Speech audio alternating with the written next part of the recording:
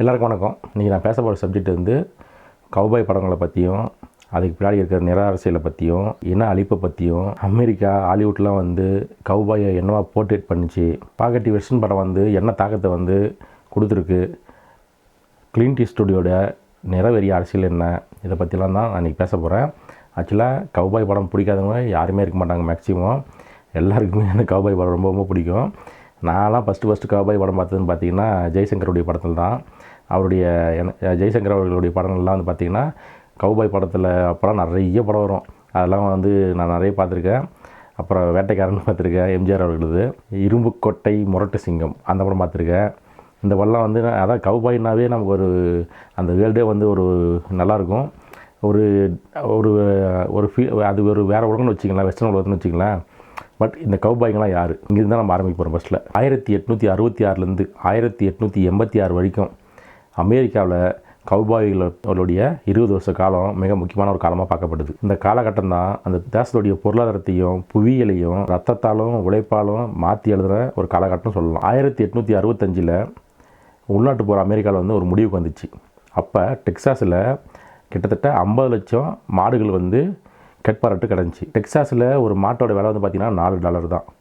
ஆனால் நியூயார்க்கில் $40. இதனால் என்ன பண்ணாங்கன்னா டெக்சாஸ்லேருந்து வடக்கே இருக்கிற ரயில் நிலையங்களுக்கு அந்த மாடுகளை ஓட்டிகிட்டு போகிற வேலை தான் கௌபாய்களோட வேலை. கிட்டத்தட்ட 20 வருஷத்தில் 2 கோடி கால்நடைகளை டெக்சாஸ்லேருந்து வடக்கு நோக்கி கூட்டிகிட்டு போய்க்கிறாங்க. கிட்டத்தட்ட 1000லேருந்து 1500 மைல். அது ஏதோ பக்கத்தில் இருக்கிற ரயில் ஸ்டேஷன் செஞ்சுட்டு போகிறீங்க. 1000லேருந்து 1500 மைல். அது இதுக்கு பயன்படுத்தப்பட்ட தடங்கள் தான் சீசோம் தடம்னு சொல்லுவாங்க. சீசோம் தடம். உண்மையான கௌபாய்கள் வந்து பார்த்திங்கன்னா 3 பங்கு மெக்சிகன் வம்சாவளிகளை சேர்ந்தவங்க தான். அவங்க தான் வந்து பார்த்திங்கன்னா குதிரையில் போகிறது, அந்த கயிறு வீசுறது, அந்த பிரத்யேகமான உடைகள் இவங்க தான் வந்து பார்த்திங்கன்னா அமெரிக்காக்காரங்களுக்கு சொல்லிக் கொடுத்தாங்க. மேலும் 25% கௌபாய் பார்த்திங்கன்னா ஆப்பிரிக்க அமெரிக்கர்கள் தான். உள்நாட்டு போர் முடிஞ்ச பிறகு அவங்கெல்லாம் விடுதலை பெற்றாங்க. விடுதலை பெற்ற பிறகு பார்த்திங்கன்னா அவங்களுக்கு இந்த மாதிரி அவங்களுக்கு வேலை தேவைப்பட்டுச்சு. அது அவங்களுக்கு பெரிய வேலைகள் கிடைக்காதப்ப இந்த மாதிரி கடுமையான வேலைகளுக்குள்ளே அவங்க வந்து வந்தாங்க. ஒரு பயணத்தில் 10லேருந்து 12 கௌபாய்ங்க 2000லேருந்து 3000 மாடுகளை ஓட்டிகிட்டு போவாங்க. ரொம்ப ஆபத்தானது, புழுதியானது, ஆட்டை கடந்து போகணும், நிறைய பிரச்சனைகள் இருக்கும். இதெல்லாம் கடந்து தான் வந்து பார்த்திங்கன்னா அவங்க போய் ஆகணும். இது நடுவில் வந்து நிறைய கௌபாய்ஸ் இறந்துருப்பாங்க.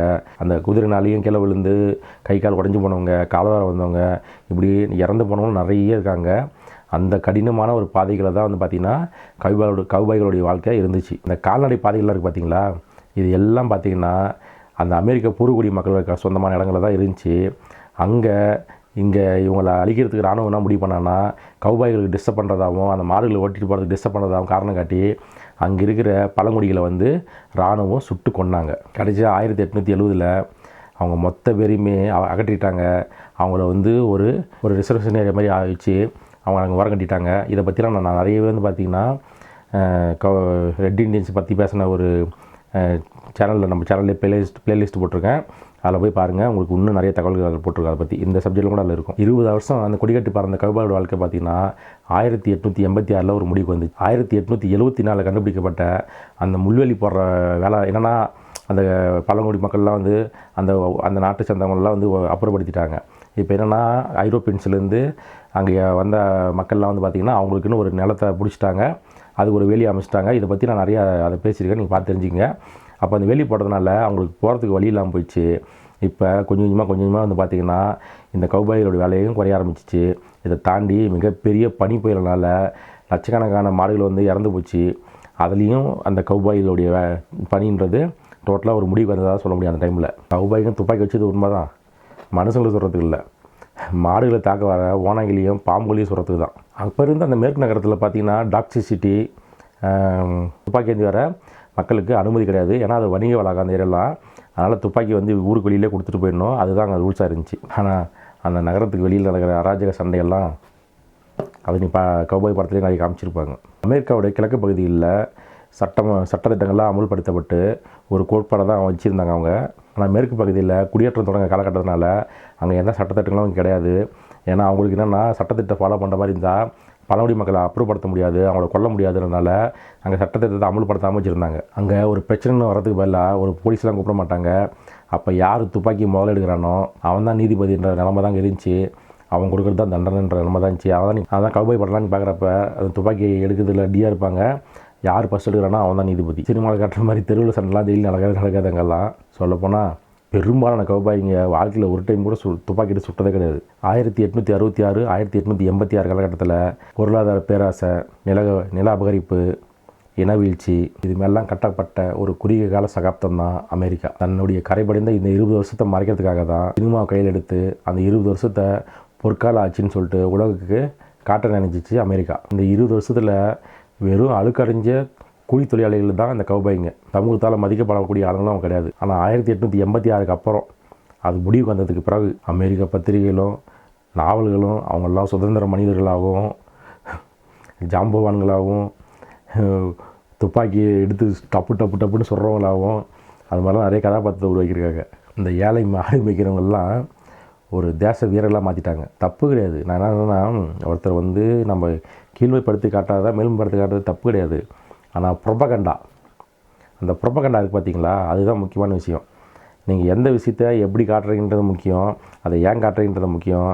அதுதான் இங்கே கவுபாய் ஏன் வந்துன்றதை பற்றி தான் நம்ம பேசிகிட்டு இருக்கேன். அப்போ உங்களுக்கு போக உங்களுக்கு புரியும்.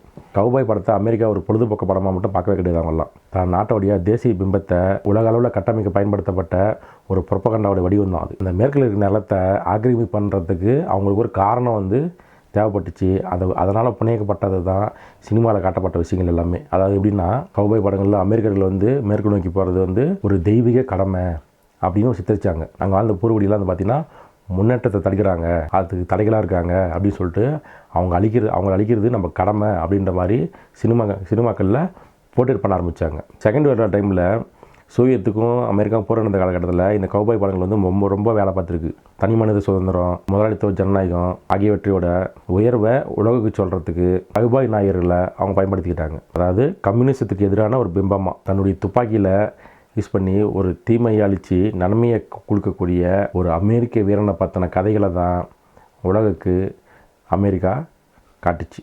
அமெரிக்கா தன்னை ஒரு உலக காவலனாக காட்டிக்க விரும்பிச்சு.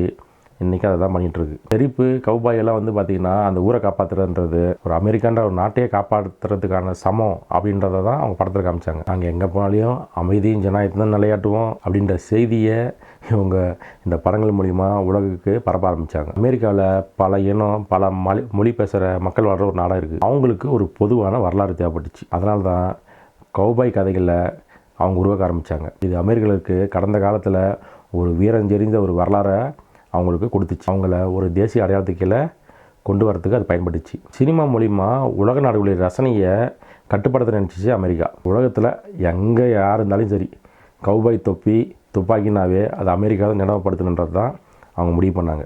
அதுதான் ப்ரொபகண்டா. இது அமெரிக்காவுடைய சாஃப்ட் பவரை ரொம்பவே உயர்த்தி காட்டுச்சு உலக அளவில். அமெரிக்கா கவுபாய் படங்கள்ன்றது வரலாற்றை திருத்தி எழுதக்கூடிய ஒரு இரேசர் தான். தன்னுடைய ஆக்கிரமிப்பு, இனப்படுகொலைங்க, ரத்த வரலாறு அதெல்லாம் மறைச்சி விட்டுட்டு ஒரு நீதி தேடும் சாகச பயணமாக தான் அவங்க காமிச்சாங்க. ஆரம்ப கால ஹாலிவுட் கவுபாய் படங்கள்லாம் பார்த்திங்கன்னா அந்த பூர்வகுடி மக்கள்லாம் காட்டு மிராண்டிகளாகவும் ரத்தம் குடிக்கிறவங்களாகவும் தான் காமிச்சானுங்க. காரணமே இல்லாமல் வெள்ளையின மக்களை கொள்றதாக தான் படங்களில் அவங்க போர்ட்ரேட் பண்ணாங்க. உண்மையாக உங்களுக்கே தெரியும், வெள்ளை இனத்து மக்கள் தான் போயிட்டு அவங்க நிலத்தெல்லாம் சுரண்டினானுங்க. அதை காப்பாற்றுறதுக்கு போராடி தான் இத்தனை லட்சக்கான ரெட் இண்டியன்ஸ் இறந்து போனாங்க. அது எல்லாத்தையும் அவன் மறைக்கணும் தான் முடிவு பண்ணிட்டான். அதை தாண்டி வெள்ளையர்கள்னாவே நாகரிகமானவங்க, நாகரிகத்தை கொண்டு வரக்கூடியவங்க, பழங்குடினாவே நாகரிகத்துக்கு எதிரானவங்க அப்படின்ற ஒரு பிம்பத்தை தொடர்ந்து கவுபாய் படங்களில் கட்டமைச்சாங்க. அதான் கவுபாய் படங்கள்னாவே பார்த்தீங்கன்னா வெள்ளையின ஹீரோ தான் கதாநாயகன். அவர் கையில் துப்பாக்கியும் மறு கையில் பைபிளையும் கொடுத்து ஒரு அராஜகமான நிலப்பரப்பை சுத்தப்படுத்துறதா படங்களில் காமிச்சாங்க. நிஜ வரலாற்றில் கவுபாய்களில் பெரும்பாலும் மெக்சிகன்ஸும் ஆப்பிரிக்க அமெரிக்கன்ஸ் தான். ஆனால் அவங்க எல்லாமே கவுபாய்களுக்கு வேலைக்காரனாகவும் கோமாளியாகவும் வில்லனாகவும் அடிமையாகவும் தான் படங்களில் காமிச்சாங்க. பழங்குடிகளுடைய கலாச்சாரம், அவங்க பக்கம் இருக்கிற நியாயங்கள் பல தசாப்தங்களாகவே பார்த்திங்கன்னா திரையில் காட்டப்படவே இல்லை. அது மறைக்கப்பட்டு தான் இருந்துச்சு. ஹாலிவுட் உருவாக்கின அந்த ஆரம்பகால இனவரி பிம்பம் தான் இன்றைக்கும் உலக அளவில் மக்களுடைய ஆள் மனசில் கவுபாய்ன்னு சொன்னோன்னே ஒரு வெள்ளையின வீரன் தான் நினைவு வருவோம். அந்த இனத்தை ஆழமாக விதைச்சிட்டாங்க. ஹாலிவுட் கவுபாய் படம்ன்றது பார்த்திங்கன்னு வச்சுக்கோங்களேன், ஒரு இனத்தோட அழிவை மற்றொரு இனத்தின் வீரமாக சித்தரிக்கிறது தான் அவங்க கையாண்டாங்க. ஸ்பாகெட்டி வெஸ்டர்ன்ஸ் இங்கிருந்து தான் கவுபாய்களுடைய டோட்டல் டைமென்ஷன்ஸ், படங்கள், கதைகள், காட்சி அமைப்புகள், வசனங்கள் எல்லாமே மாற ஆரம்பிச்சிச்சு. அது ஏன் உருவாச்சு அப்படின்றது தான் இங்கே முக்கியமான கேள்வி. நம்ம அதை பற்றி தான் பேச போகிறேன். 1960 காலகட்டத்திலையும் பார்த்திங்கன்னா கௌபாய்னாவே அமெரிக்காவுடைய சொந்த அடையாளமாகவும் அவங்களுக்கான படமாக மட்டும் தான் பார்க்கப்பட்டுச்சு. ஆனால் அதுக்கப்புறம் கொஞ்சம் கொஞ்சமாக மக்கள் மத்தியில் கௌபாய் படங்களுக்கான அந்த டெம்ப்ளேட்டு அங்கே ஒர்க் அவுட் ஆகலை, அங்கே மக்களுக்கு ஒரு அயிற்சி கொடுக்க ஆரம்பிச்சிச்சு.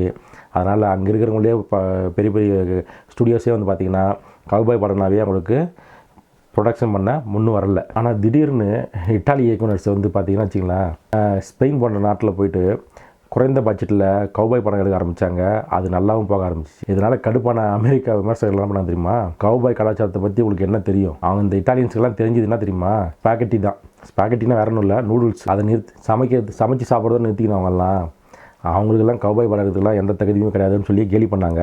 அந்த படங்களை சிறுமப்படுத்துறதுக்காக தான் அந்த ஸ்பாகெட்டின்ற வாடை யூஸ் பண்ணி ஸ்பாகெட்டி வெஸ்டர்ன்ஸ்னு அவங்க பேர் வச்சாங்க. இத்தாலியர்கள் தயாரித்த மலிவான கௌபாய் படங்கள்ன்றதை கேலி பண்ணாங்க. ஆனால் செர்ஜியோ லியோன் போன்றவங்கெல்லாம் அதுக்குள்ளே வந்த பிறகு அந்த பேருக்கு ஒரு மரியாதை வந்துச்சு. ஸ்பாகெட்டி வெஸ்டர்ன் படங்கள்லாம் வந்து பார்த்திங்கன்னா அமெரிக்க கௌபாய் படங்களோட மிகச்சிறந்த படங்களாக உலகளவில் கொண்டாடப்பட்டுச்சு, பெருமைப்படுத்தப்பட்டுச்சு. கடைசியில் அதுவே அவங்களுக்கு ஒரு கௌரவமாக மாறிச்சு. சரி, ஏன் இட்டாலியன்ஸ் வந்து கௌபாய் படம் எடுத்தாங்க? அது முக்கியமான கேள்வி இல்லையா? அதை சொன்னோம் இல்லையா?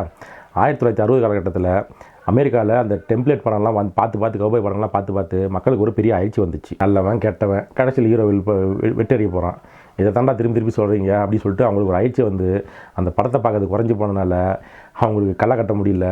அங்கே மார்க்கெட் டவுன் ஆச்சு. ப்ரொடக்ஷன் பண்ணதை யாரும் தயாராக வரல. இங்கே அப்படியே ஆப்போசிட். இங்கே இத்தாலி பார்த்தீங்கன்னா வச்சிங்களேன், செகண்ட் வேர்ல்டு வாருக்கு அப்புறம் ரோமில் இந்த ஸ்டுடியோஸ்லாம் மிகப்பெரிய நஷ்டத்தை சந்தித்தாங்க. அந்த மாதிரி ஒரு சூழ்நிலையில் தான் அவங்களுக்குலாம் வேலை தேவைப்பட்டுச்சு. அமெரிக்க படங்களை விட மிக குறைந்த பட்ஜெட்டில் படம் எடுக்கிறதுக்கு அவங்க தயாரானாங்க. இத்தாலி இயக்குனர் செர்ஜியோ லியோன், இவர் வந்து அகிரா குரோசாவோடைய தீவிரமான ரசிகர். அவருடைய எஜும்போ அப்படின்ற ஒரு சாமராய் படத்தை பார்க்குறாரு. அதான் நாயகன் நல்லவனும் கிடையாது கெட்டவனும் கிடையாது, பணத்துக்காக வேலை செய்கிற ஒரு வீரன், அவ்வளோதான். ஏன் இந்த கதையை நம்ம ஒரு கௌபாய் படமாக மாற்றக்கூடாது அப்படின்னு முடிவு பண்ணுறாரு. அப்படி அவர் யோசித்து உருவான படம் தான் எ ஃபெஸ்டிவல் ஆஃப் டாலர்ஸ். 1964 அந்த படம். அமெரிக்கா போய் படம் எடுக்கிறதுக்கு இத்தாலியர்கிட்ட பணம்லாம் கிடையாது. அதனால் ஸ்பெயினில் இருக்கிற அல்மெரியா பாலைவனத்தை அவங்க யூஸ் பண்ணிக்கிட்டாங்க. ஏன் அல்மெரியா பாலைவனத்தை யூஸ் பண்ணாங்கன்னா, அது டெக்சாஸோடைய அரிசோனா அமைப்பை அப்படியே இருக்கும் அந்த இடம். அதனால் அங்கே அவங்களுக்கு போய் எடுக்கிறதுக்கு பதிலாக இங்கே எடுக்கிறது அவங்களுக்கு ஈஸியாக இருந்துச்சு. செலவு ரொம்ப ரொம்ப கம்மி. அமெரிக்க நடிகர்களுக்கு பதிலாக ஸ்பெயின், இட்டாலி, ஜெர்மன் நடிகர்களில் குறைந்த கூலிக்கு நடிக்க வச்சாங்க. இத்தாலிகள்லாம் ஒன்றும் அமெரிக்கா போல் அவங்க பரப்புரை பண்ணுறாலாம் கிடையாது. அவங்க அமெரிக்கா வரலாறு புனிதமாக கூட அவங்களாம் பார்க்கல. அதனால தான் கௌபாய் உடனாவே ரொம்ப அழுக்கான வன்முறை நிறைஞ்ச சுயநலமான ஒரு உலகத்தை கட்டமைச்சாங்க. ஹாலிவுட் படத்தில் நாயகர்லாம் பார்த்திங்கன்னா வச்சுக்கலாம், சுத்தமாக சேவ் பண்ணி பக்காவாக டிப்டாப்பாக இருப்பாங்க. ஆனால் கௌபாய் இங்கே இவர் எடுத்த படத்தெல்லாம் பார்த்திங்கன்னா வேத்து விறுவிறுத்து சட்டைக்கட்டில் அழுகாய் போய் கிடந்து சேவ் பண்ணாத அப்படிப்பட்ட ஹீரோக்களை தான் காமிச்சாங்க. அன்றைக்கி இருந்த இளைஞர்களுக்கு ரொம்ப பிடிச்சிருந்துச்சி. காரணம் என்னென்னா, அவங்களும் அந்த மாதிரி தான் இருந்தாங்க. இளைஞர்களும் அவங்களுக்கும் அந்த உண்மைத்தன்மைக்கு நெருக்கமாக அது இருந்துச்சு. இத்தாலி படம் நடித்த நடிகர்லாம் வந்து பார்த்திங்கன்னா வச்சுங்களேன், வேறு நாட்டை சார்ந்தவங்க. அதனால் வசனம்லாம் பெரிய பெரிய வசனம்லாம் வைக்க முடியாது. அதனால் வசனத்தை குறைக்க ஆரம்பித்தாங்க. அதுவே ஒரு ப்ளஸ் பாயிண்ட் ஆச்சு. வசனங்களுக்கு பதிலாக அந்த பார்வைங்க, முகபாவம், அதுக்கடுத்து முக்கியமாக இசை. என்னியோ மொர்கோனியோடைய இசை தான் இன்னியும் உங்களுக்கு எல்லாத்துக்குமே தெரியும். கௌபாய்னாவே தலைவன் தான். இதெல்லாம் தான் அந்த படங்களுக்கு ஒரு மிஸ்ட்ரிஸான ஒரு முறை குத்திச்சு. அமெரிக்கா தன்னுடைய சொந்த வரலாற்றை நல்ல கதையாக சொல்லிட்டு இருந்த டைமில் தான் இத்தாலியர்கள் வெளியிருந்து வந்து உங்கள் வரலாறு ரத்த கலரையாகுது, பணத்தாசை பிடிச்ச வரலாறு அப்படின்னு மூஞ்சில் அடித்த மாதிரி படம் எடுக்க ஆரம்பித்தாங்க. இதுதான் ஸ்பாகெட்டி வெஸ்டர்ன் வந்து உலக அளவில் பிரபலம் அடையிறதுக்கு முக்கியமான காரணமும் கூட.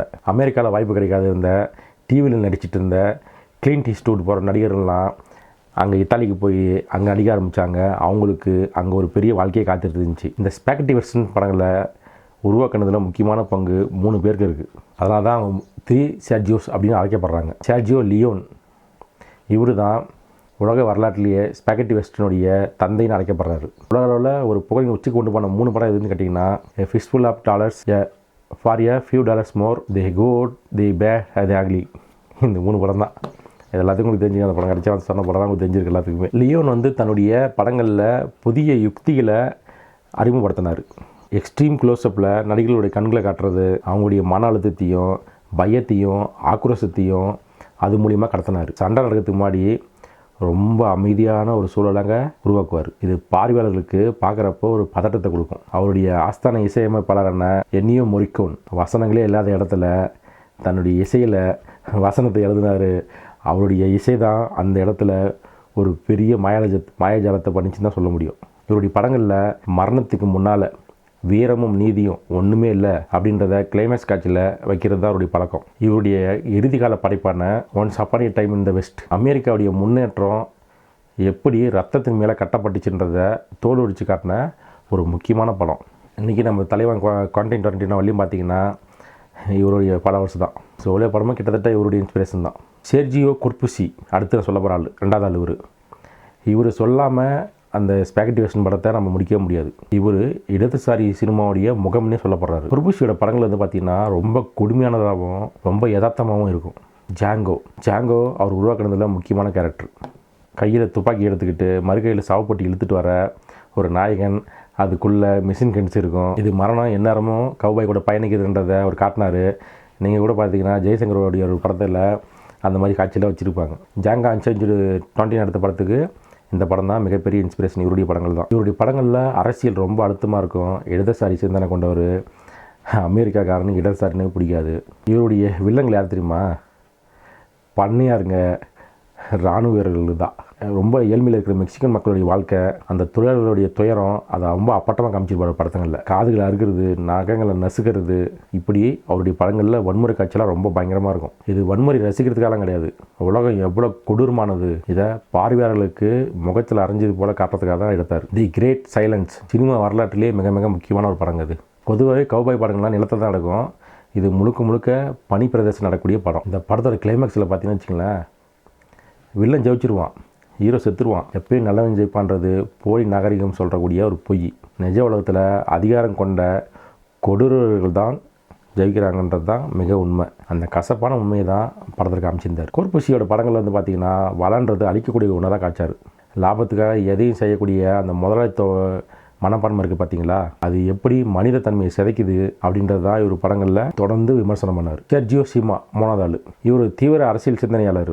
இவர் வெறும் கவுபாய் கதைகளை மட்டும் சொல்லலை, அந்த கதைகளை பயன்படுத்தி ஐரோப்பா உலக அரசியலை பேசினார். இவருடைய படங்கள் வந்து பார்த்திங்கன்னா சப்பட்டா வெஸ்டர்ன்ஸ்னு அழைக்கப்படுது. அதாவது மெக்சிகன் புரட்சியையும் ஒடுக்கப்பட்ட மக்களுடைய எழுச்சியையும் மையமாக வச்சு எடுக்கப்பட்ட படங்கள். இவருடைய மாஸ்டர் பீஸ் படம் தெரியுங்களா, தி பிக் கன் டவுன். இதுதான் அவருடைய மாஸ்டர் பீஸ். ஒரு நேர்மையான அமெரிக்க சட்ட அதிகாரியும் ஏழை மெக்சிகன் திருடனுக்கும் நடக்கிற கதை தான். இதில் திருடன் காட்டப்படுற அந்த மெக்சிகன் இளைஞன் வந்து திருடன் கிடையாது, அவன் ஒரு நிலப்பிரபுத்துவ அமைப்பால் பாதிக்கப்பட்டவன். சட்டன்றது பணக்காரங்களுக்கு ஒரு மாதிரியும் ஒரு ஏழைகளுக்கு ஒரு விதமாகவும் செயல்படுதுன்றது தான் இவருடைய படங்களில் காமிச்சார். சீமாவின் படங்கள் வந்து பார்த்தீங்கன்னா டோமஸ் லியன்ற ஒரு நடிகர் நடிச்சிருப்பார். அவர் நடித்த கதாபாத்திரம் பேர் வந்து குச்சில்லோ. உலகெங்கிலும் இருக்கிற ஏழை மக்கள் பாட்டாளி வர்க்கத்துடைய குறியீடாக தான் அவர் காமிச்சார்.